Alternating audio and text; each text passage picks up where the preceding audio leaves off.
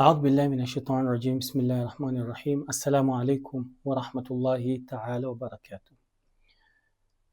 Tuliona kwamba kuna baadhi ya watu katika historia ilithibitika kwamba hawakukubali kuenda na masharti ambayo kwamba viongozi wao walikuwa ni wenye kuweka, na mwisho wakaamua kusimama na kupigana na kwenda kinyume ya yale masharti ambayo kwamba wale viongozi walikuwa ni wenye kuweka. Sasa miongoni mwa ulama wetu anasema nukta ya 4 ambayo kwamba tulikuwa tumefika ni kwamba anna hadhihi alqawanin, ya kwamba hizi kanuni na hizi sheria ambazo kwamba walikuwa wameweka, la tasir, haiwi ni yenye kwenda bimasiratin insaniya rahima, yani haziendi na masir, haziendi na mwenendo wa mwanadamu ambaye kwamba ana roho ya huruma, haziendi kabisa. Kwa nini haziendi nazo? Kwa sababu zinakuwa ni zenye kuwarudia wao katika hali yote ile, yani manufaa inayokuwa yenye kuwarudia wao hao viongozi. Bali tasiru bimasirati abnai almustaqbal ghairihim, bali hizi masharti zinakuwa ni zenye kuwalea wao wenyewe viongozi na kulea watoto wao na kulea watoto wa watoto wa watoto wao. Kwa hivyo inaenda hivyo, haiendi na haipatii jamii nafasi ya uongozi na wala haipatii mtu mwingine nafasi, wakati ambao kwamba tutaona mbele kwamba Uislamu imekuja kupatia kila mtu nafasi yake, nafasi ya kusoma, nafasi ya iktisab, yani ya kasb, yani ya kutafuta ya kutafuta riziki yake ya kila siku.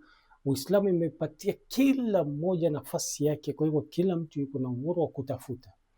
Lakini tunaona kwamba hizo sheria ambazo kwamba wale viongozi walikuwa na wenye kuweka ilikuwa inawabana kwa kiasi ambacho kwamba ilikuwa inaendana na kinyume na fitra yao. Kwa hivyo ndio maana anasema bali hizo masharti au hizo kanuni tasir bimasirati binaa almustaqbal lighairihim, ilikuwa inakuwa tu inawafeva wale viongozi peke yao. Lakini anasema wa hunaka nuqat ukhra, na kuna nukta zingine ambazo kwamba sanadhkuruha, tutakuwa ni wenye kuzitaja baadaye, indama nasil fil unwan, wakati ambao kwamba tutakuwa ni wenye kufika katika unwan ya nini, al-istibdad al-fikri wal-nadhari, yani ile mtu kukuteka kifikra na mtu kukuteka kiamali, yani mtu kukuteka kifikra yako na mtu kuteka nguvu kazi yako ambayo kwamba unamiliki. Tutakapofika katika hiyo nukta tutakuwa wenye kutaja nukta zingine inshallah taala. Nukta ya 5 ni kwamba kwa nini watu wengi wanaenda kinyume na sheria ambazo kwamba wanawekewa, ni kwamba anna hadhihi alqawanin, ya kwamba hizi kanuni ambazo kwamba wanaweka hawa wakubwa, la tasluhu al-umma, haiwi ni yenye kwenda na maslahi ya umma, wala tandur ila maslahati ad-dini, wala haiendi na maslahi ya dini yao, wala dunyawi pia, wala haiendi na maslahi ya dunia yao, bali ni waham, ni mtu tu anakula vitu vyake usiku, anakunywa vitu vyake usiku, anakuwa ni mwenye kuambiwa na mke wake, pengine mume wangu nataka ufanye hivi na hivi na hivi, kama vile tunavyoona kwamba baadhi ya viongozi walikuwa wanaongoza nchi zao, lakini sio wao ndio ambao kwamba wanaongoza, bali ni wake zao ndio ambao kwamba walikuwa wanaongoza. Masharti zote zilikuwa zinatoka, yani baada ya kusoma sijui kusoma nini, jamaa asubuhi anakuja anasema mimi nataka masharti hii na hii na hii na hii na hii, au anatoa sharti hii na hii na hii na hii na hii. Kwa hivyo tunapata kwamba nchi nyingi zilikuwa zinaongozwa na wanawake ambao kwamba walikuwa wameolewa na hao viongozi. Kwa hivyo nchi ilikuwa haiendi na matakwa ya wananchi, bali ilikuwa inaenda na matakwa ya hisia za yule mwanamke ambaye kwamba alikuwa ameolewa au ameolewa na wale viongozi.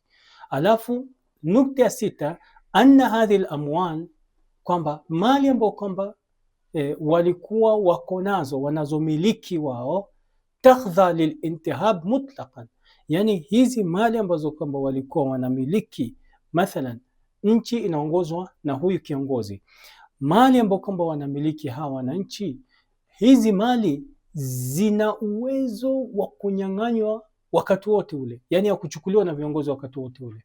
Yani naam, unapata uko na mali, una uwezo na wewe ni mwananchi wa kutoka nchi fulani, lakini sasa yule kiongozi ndo anakuwa yuko na amri, au yuko na amri wakati wote ule, anaweza kuja na achukue mali kutoka kwako pasina ruhusa yako, pasina ridhaa yako. Kwa hivyo katika lugha ya Kiarabu tunaita al-intihab, ni ile kunyang'anya. Kwa hivyo mali ambayo kwamba walikuwa wanazo, zilikuwa si mali zao za asili, bali zilikuwa tu ni muaqqatan, kwamba hii mali mimi namiliki, lakini najua kuna siku kiongozi atakuwa ni mwenye kuja na kuninyang'anya. Kwa hivyo kwa sababu ya kukosa masharti na sheria ambazo kwamba zitakuwa ni zenye kuhifadhi mali zao, ndio akasema hapana, sisi tunataka masharti ambazo kwamba au sheria ambazo kwamba zitakuwa ni zenye kuhifadhi mali zetu, ima ni ardhi, ima ni mifugo, ima ni nini ama ni nini. Kwa hivyo ndio anasema anna hadhihi al-amwala, kwamba hizi mali takdha lilintihab, zina uwezo wa kuibiwa mutlaqan, zina uwezo wa kuchukuliwa kivyovyote vile, wa adamu ihtirama ardhi nnas, pia au ardhi nnas, na pia walikuwa hawakui ni wenye kuhifadhi, wale viongozi walikuwa hawahifadhi ardhi za watu. Yani ardhi za watu ni kama hivi, acha tueleze katika lugha ya Kiswahili kwamba mtu ana mke wake, mtu ana watoto wake, mtu ana familia yake. Sasa familia ndo kitu cha mwisho ambaye kwamba mtu asiye familia ile hafai kufika. Yani mathalan wewe uko na mke wako, yani tuseme katika lugha ya Kiswahili leo, bedroom yako, unamiliki bedroom yako katika nyumba ambaye kwamba wewe unaishi. Mtu akitaka kukuvunjia heshima ni aingie bedroom yako pasina heshima yako. Kwa hivyo mfano wa hii ardhi ni mfano wa bedroom yako. Kwa hivyo inamaanisha kwamba masharti na sheria ambazo kwamba walikuwa wamewekewa ilikuwa haifadhi ardhi zao, yani haifadhi haki zao za msingi na za asili. Mke wake anaweza chukuliwa wakati wote ule, anaweza fanyiwa chochote kile na wale viongozi na wale maskani, na hakuna mtu ambaye kwamba atakaye kuwa ni mwenye kufanya, kama vile inshallah taala tutakuja na mifano, baadhi ya mifano. Kwa hivyo baada ya kutaja hizi nukta sita ambazo kwamba tumezitaja, natija ambayo kwamba tunafikia ni nini? Tilka alqawanin, zile sheria ambazo kwamba hawa viongozi walikuwa wameziweka, allati tusahima fi tatwiri afkarihim, ambazo kwamba zilikuwa zinawasaidia kuendeleza fikra zao, ambazo kwamba wao wenyewe walikuwa wanajua ni nini fikra zao, wasulukiyatihim, na zile sera zao, lam tadum, hazikudumu kabisa. Tukirudi tukiangalia historia, Firaun, kama Firaun leo yuko wapi? Wakati ambapo kwamba alikuwa anajidai ni Mungu. Kama wewe ni Mungu, unafaa uwe na vitu fulani, yani unafaa ufanyiwe vitu fulani. Kama wewe ni Mungu, inafaa masala fulani yawe chini yako. Kama wewe ni Mungu, inafaa watu fulani wawe chini yako. Lakini sasa tuangalie, tuchukue hii fikra alafu tu apply kwa Firaun. Tusome kwanza, anasema tilka alqawanin allati tusaimaha fi tatwiri afkari wa sulukiyatim. Kuna kanuni ambazo kwamba Firaun alikuwa yuko nazo, ambazo kwamba zilikuwa zinamsaidia, ndio bana mpaka akajiita Mungu. Hiyo ya kwanza. Lam tadum, haikudumu. Hizo fikra ambazo kwamba Firaun alikuwa ameziweka hazikudumu. Hebu nani leo aniambie Firaun, kana na Firaun yeye kujiita Mungu, kwanza kujiita Mungu, hiyo fikra ya uungu, na kuna watu walikuwa namkubali kwamba wewe Firaun wewe ni Mungu, na ndio maana wakafariki pamoja naye. Je, hii fikra mpaka saizi ipo? Hii fikra ya yeye kujiita Mungu na kutarataba athara, yani na kuwa na athari chini yake, je, hii fikra ya yeye kujiita Mungu iko mpaka wa leo? Haipo.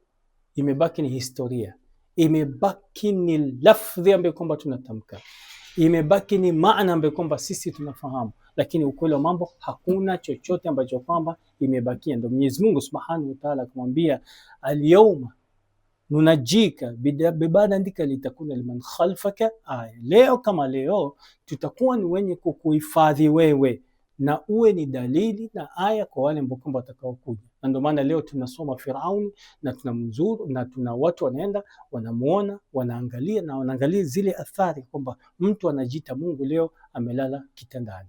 Sema kwamba lan tadum, fikra zao hazikudumu, illa wanara, isipokuwa tunaona kwamba fi tarikh, katika historia, bi anna hunaka man qala, kwamba katika historia kuna mtu ambaye kwamba anasema hadhi alqawanin, kwamba hizi kanun ambazo kwamba hawa viongozi wameziweka, mtu kama Firaun na wengine, laysat saliha, hazina maslahi lihali min ahwalina, hazina maslahi kabisa, yani haziwi ni zenye kuwa na athari aina yote kwetu sisi. Na ndio maana tunapata watu wanasimama hata katika leo, katika historia ya leo, nchi nyingi sana utakapoona kwamba sheria fulani katika sheria fulani katika nchi fulani itakapowekwa, unaona kwamba watu wanatoka barabarani wanasimama wanasema sisi hatutaki kipengele hiko kibadilishwe. Wengine wanasema la, sisi hatutaki kipengele hiko kibadilishwe, na wanatoka na wanaongea, wanatoa sauti zao. Ni kwa nini? Ni kwa sababu fitra, hakuna mtu ambaye kwamba atakuwa ni mwenye kwenda kinyume na fitra. Fitra ni asili ya maumbile ambayo kwamba Mwenyezi Mungu ametumba nayo, na hii asili ya maumbile inataka tuishi nayo. Mtu akijaribu kidogo tu kuondoka inamrudisha, mtu akijaribu kuondoka inamrudisha, na wakati mwingine inamsemeza, la, wewe kitu ulichofanya sio sahihi. Tuombe Mwenyezi Mungu Subhanahu wa Ta'ala atujalie min alladhina yastami'una alqawla fayattabi'una ahsana. Wassalamu alaykum wa rahmatullahi ta'ala wa barakatuh.